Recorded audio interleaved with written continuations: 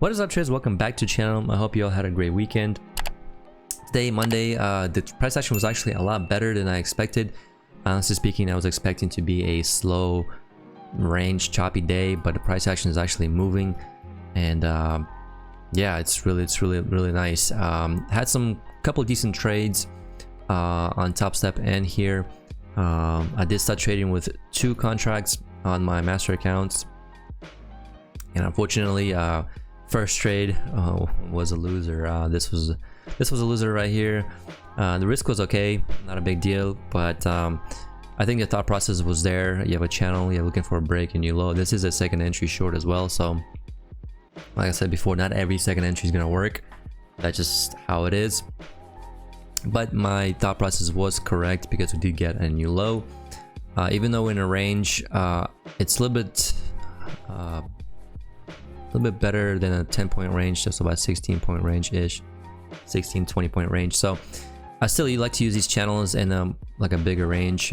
When it's tight range like 10-point or below, I don't use these channels. But yeah, anyway, second entry short failed on me and I got a loser, so it is what it is. And yeah, and then the second trade was this higher low. This was on this account right here. Again, pretty straightforward trade. You have a break, new low already in place, and you're looking for price to either bounce to the midline or go higher here. Now there was some resistance at the midline and the VWAP, and I wasn't really looking to go short just because I wasn't really sure about trading in the middle. I don't really like that. And there was a second entry short here, and the reason I didn't take this trade was because of the overnight lows here, or not overnight lows, the bottom of the range here. I didn't really want to short there, and turn out to be a really nice trade. But that's how it is. Of course, the last trade was this second entry short as well, and you know, I think I like this trade. I got a little bit lucky here, and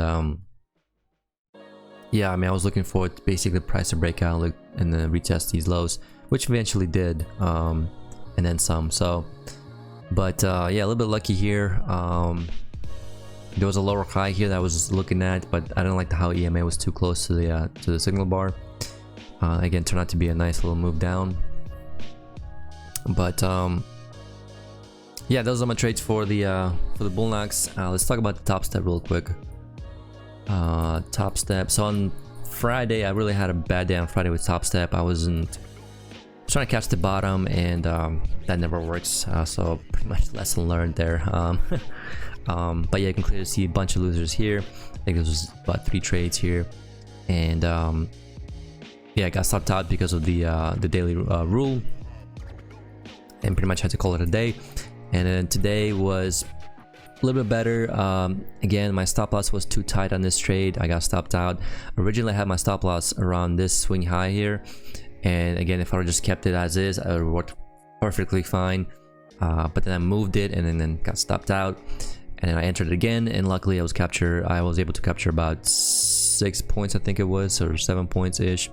I managed this trade really poorly, honestly speaking, because my original target profit was around here. I think it was this swing low here.